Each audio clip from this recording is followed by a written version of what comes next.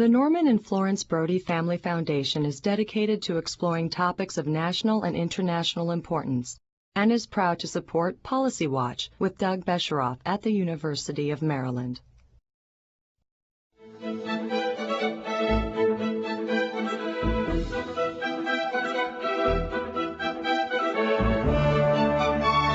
From the University of Maryland, this is Policy Watch with Doug Besheroff. From Watergate to the war in Iraq and all of the party power shifts in between, walking the halls of Congress for 30 years offers a genuinely unique perspective on American history. Today we explore the illustrious career of Jim Leach, 15-term U.S. Representative from the state of Iowa and professor at the Woodrow Wilson School of Public and International Affairs at Princeton University. And now, Doug Besheroff. Jim Leach, welcome to the University of Maryland and Policy Watch. Well, honored to be with you, Doug. We're delighted to have you. You were in Congress for 15 terms. True. 30 years, rising to chair one committee and one subcommittee. Correct. The committee was first called the Banking Committee and now Financial Services? That's true. When I chaired it, it was called Banking and Financial Services, and now it's simply the second term. And of course, you were also subcommittee chair of one committee of international relations. That's right, the Committee on Asia and the Pacific. And you, of course, now have a life after Congress, but you had a life before Congress as well. That's true. Started as a Foreign Service officer? Yes, I did. Tell us about it. Oh, actually, when I was very young, in junior high school, I was asked to write a paper on what I wanted to be in life, and I didn't have the foggiest idea. My father suggested I check out a book on the Foreign Service. And so I went down to the Davenport, Iowa Public Library, checked out a book on the Foreign Service, and more or less prepared for a State Department career from college and graduate school on. Went into the Foreign Service, and then somewhat surprisingly found myself resigning in protest one night. When was that?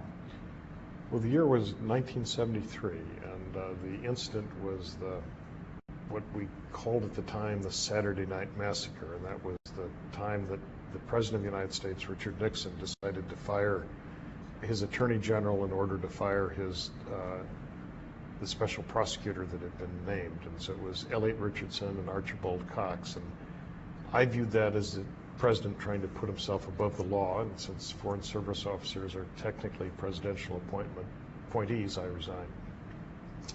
What did you do after that? Well, I returned to my home, which was Davenport, Iowa, and went into a business actually with my father. And somewhat bizarrely, because the year was such an awkward one in politics, no one presented themselves to run for Congress, and so to my amazement, people came to me because they had no candidate on the Republican side. And so I ended up getting a nomination that I thoroughly didn't deserve, and ran a race that was expected to lose and did, but ran it rather competitively, and so based on that, the party suggested I run a second time, in which case I prevailed. So what was it like? Here you are, a freshman member of Congress, which means you get an office, I think, down in the basement. No, up in the attic. Or up in the attic. Yeah. And if you're a Republican, it's even worse, right? So No, it isn't. The only truly fair thing that's done at the parties is that all office space is done by lottery, although it's lottery by seniority, and so Republicans, Democrats are treated absolutely equally. I didn't know that. But on the other hand, seniority prevails, and so senior people get better offices, and the freshmen get the lesser offices. So, but I'm dying to ask this question. Maybe you're treated equally for office space. Yes. But one gets the impression that you're not a major voice in policymaking. Well, that's true. In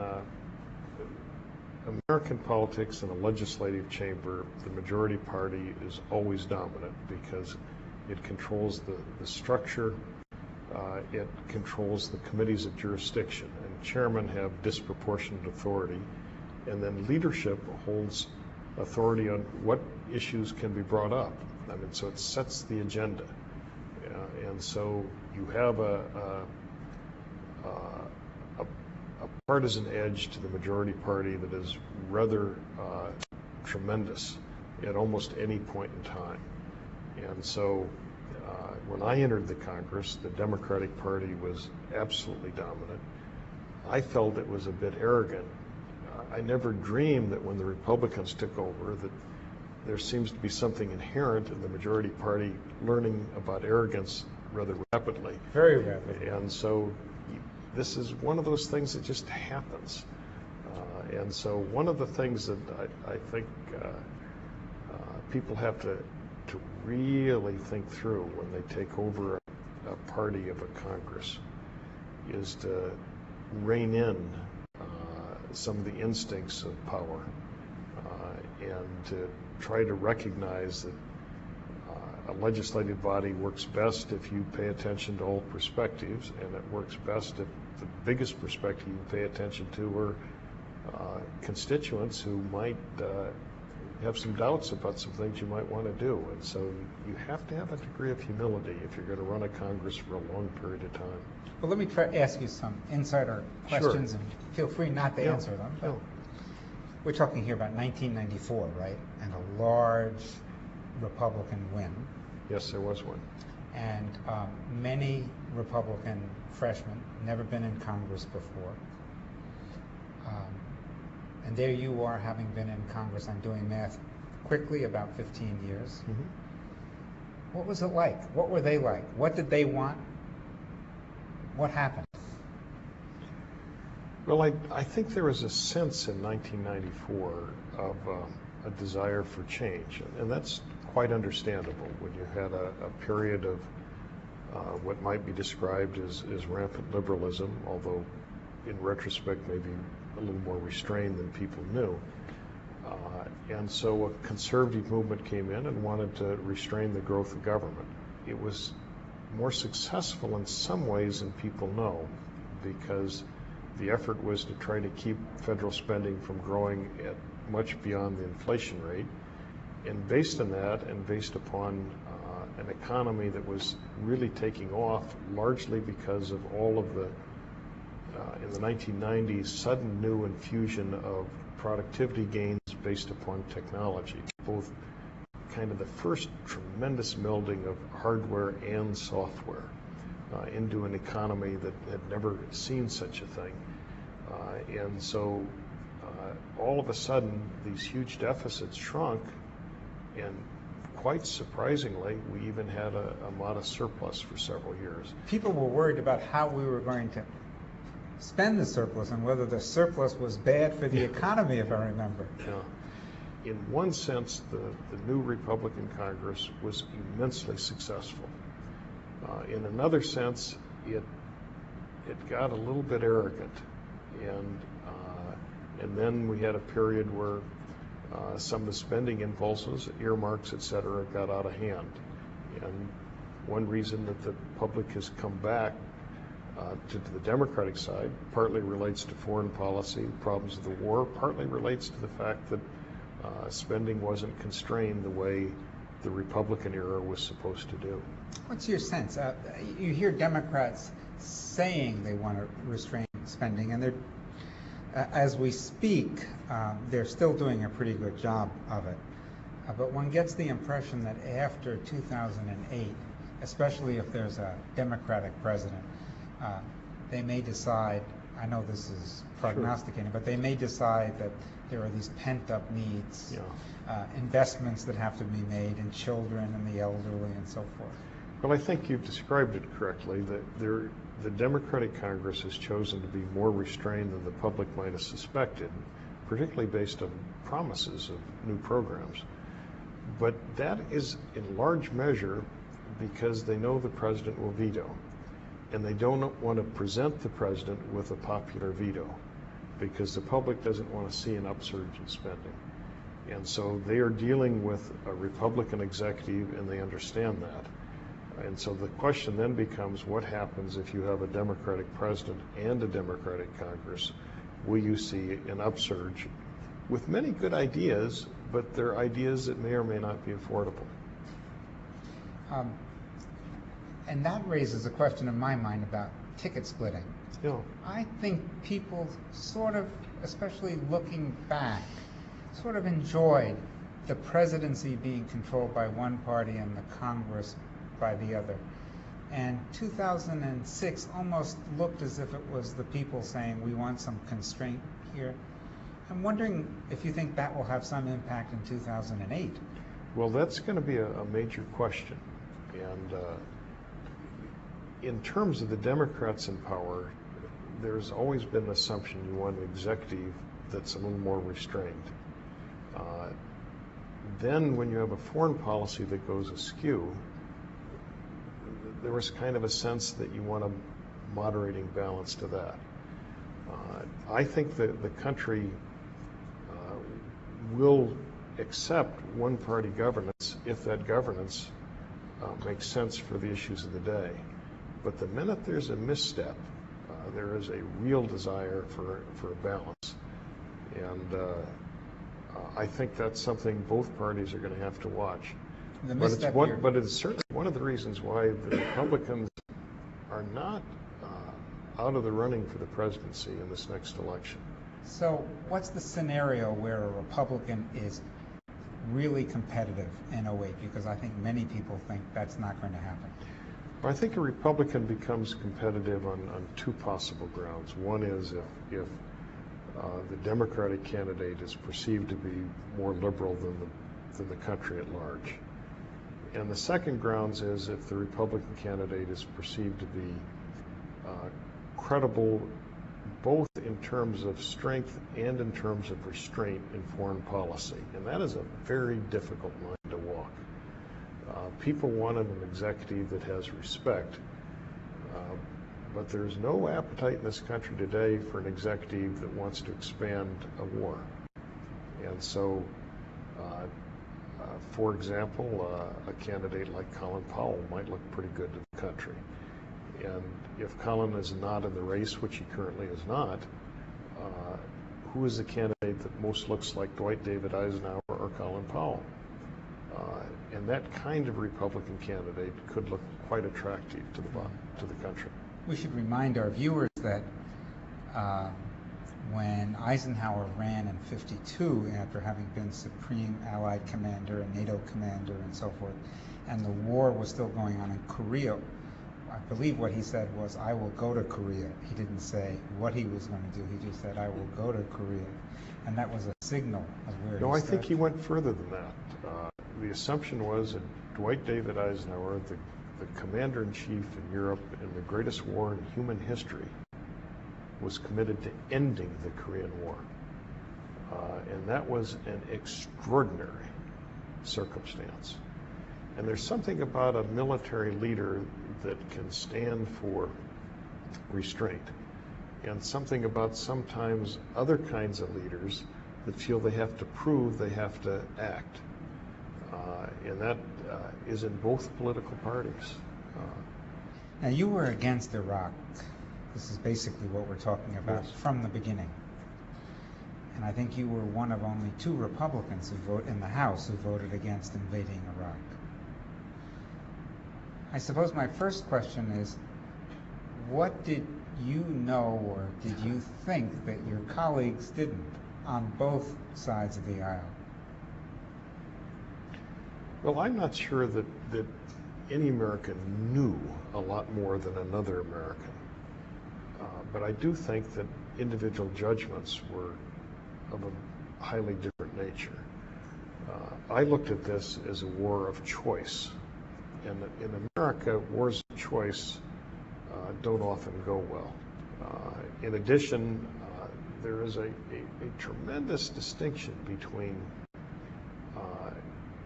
intervening in a military kind of way and then setting another society on a different tack. And the incredible, what I would describe as virtual cockiness among the neocon clan in decision making did not strike me as very credible or very realistic. And I believe that it was kind of virtual pseudo-realism rather than realism that dominated the day. And I had, frankly, grave doubts about the decision-making process and some of the people that were making the decisions. One of those people you know pretty well, Don Rumsfeld, used to work for him. Yes, I did. Is the Don Rumsfeld we saw on TV the one you used to work for? Well, you know, that's an interesting question. I thought a lot about it.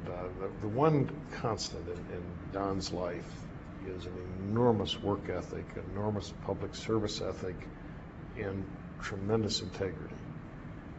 But in terms of personality, I mean, all of us in life do some kind of changing. And Don, as a young congressman, was outgoing, cheerful, a very athletic personality. And as he got older, he fell into kind of an executive mode. And in terms of basic values, I will always respect Don. In terms of judgment, I've differed, and I certainly differed on this war. Now, going back to that vote on the Iraq War,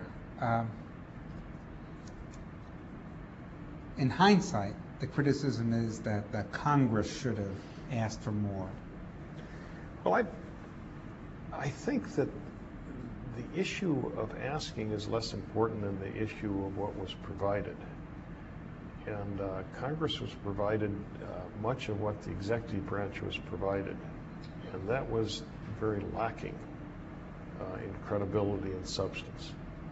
And so we had a organizational and professional letdown, and then it was politically framed in a different way. And one of the things that occurred, if you recall, in the first Gulf War of 1991, many of the Democratic potential presidential candidates in the United States Senate lined up and voted against that war, which I thought was ill thought through.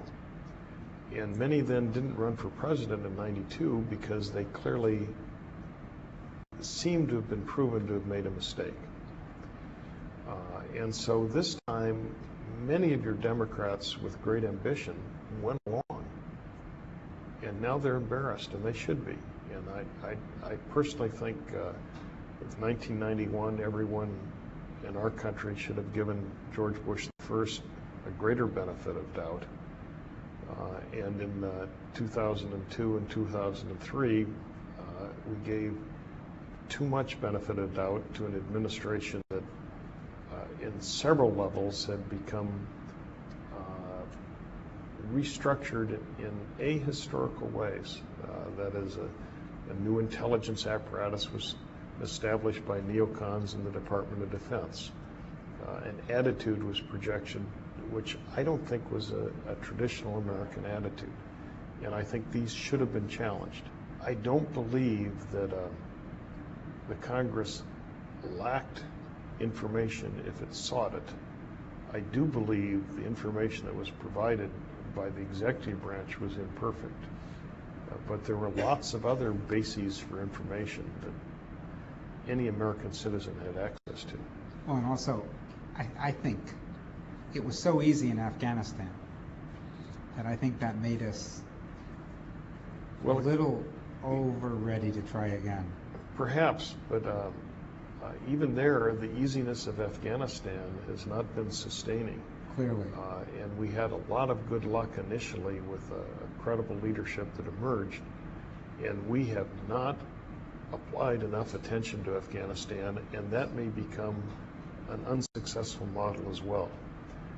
And it is quite clear that that is where the real buildup of American effort should have been earlier, and even today, just as it's increasingly clear that the effort in Iraq is in many regards counterproductive. Things didn't go totally sour right away, but things got progressively worse. And the Democrats complain that the Republican Congress didn't hold oversight hearings, didn't educate the American people about what was going on. Do you think that's fair? I think it's partly fair, but not as dramatically as the Democrats would suggest, because it's a way of, in my view, trying to obfuscate their stance, because this is a circumstance that the majority of Democrats in the United States Congress, virtually all the presidential candidates that were in the Congress, voted for.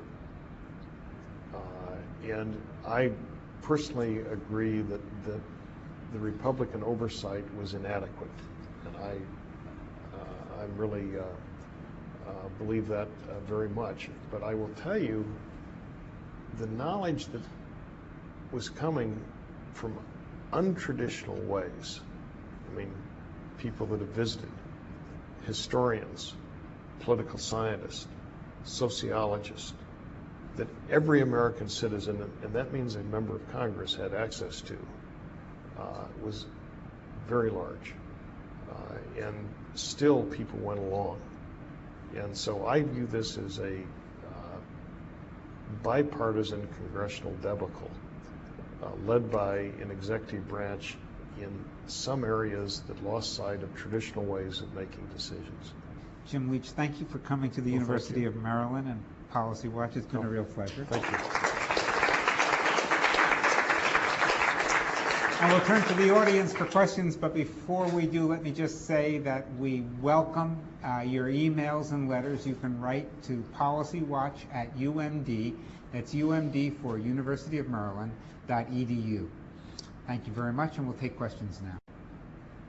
Congressman Leach, thank you for coming here today. As students hoping to go into political careers, we were wondering if you would provide us some insight into how you go about making decisions and how you balance your political views with your party views, and then also your religious views on issues such as abortion rights, and how you justify your decisions with your constituents and to your colleagues. There's nothing more difficult than to figure out a balance. And every individual deals with it differently in public life. But let's say you take Congress, between the role of a political party and the role of individual judgment, and then you asked a question that relates to religion, which means individual conscience, and they're all interwoven. And one has to recognize that there's a team dimension of political parties. One also has to recognize that there's an individual judgment dimension. Now, I'm one that probably was at the individual judgment extreme of the Congress. But I think that's very important. And at the same time, you have to give certain deference in how you organize with your team and how you balance these. And then you come to this issue of religion. And one of the things that America expects of people in public life is a set of values. One of the things that Americans don't like is the presumption that one person thinks their values are greater than another's and therefore can impose them on that other person. And so you have to have this balance between maintaining values and at the same time advancing a system that respects everybody's values. This dilemma is becoming harder and harder because people are suggesting that morality is how you vote, not how you live your life. And that is something people ought to think through. Because I think morality is how one leads a life. But if you think morality is how you vote, in all regards, that leads to this issue. If I think one side of the, let's say it's the abortion debate, is moral, implicitly, if you're on the other side, you're immoral. How do I deal with you if I think you're an immoral person? And I think we have to recognize that you have to respect the person of the other side, and that we also have to respect an end result that respects lots of different points of view. I was wondering, given your stance on abortion rights, how you felt about the recent Supreme Court decision supporting the ban on partial abortions. Yeah. Well, I do my best not to comment on court scenes when I was in Congress, although I had some dissent with some court decisions. Now I'm not in Congress, so I'm freer to express what I think is right. I will tell you, it was a very limited decision, and it relates to the third trimester and whether or not one can uphold a ban on abortions in the third trimester. And I think the case for that is rather significant. And frankly, as a member of Congress, even though I am pro-choice, I voted to ban third trimester abortions, what are called late-term abortions. And so I would have to say that the Supreme Court decision was consistent with the way I voted and the way I think. Well, I'm afraid I have to draw this wonderful conversation to a close, and I hope you all here in this room and out there viewing us can see why the people of Iowa returned this man to Congress 15 times. Thank you very much. And thank you, Greg.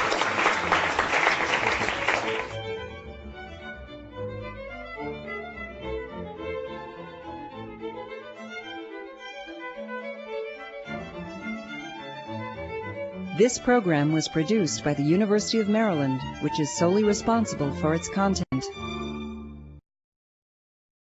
The Norman and Florence Brody Family Foundation is dedicated to exploring topics of national and international importance and is proud to support Policy Watch with Doug Besheroff at the University of Maryland.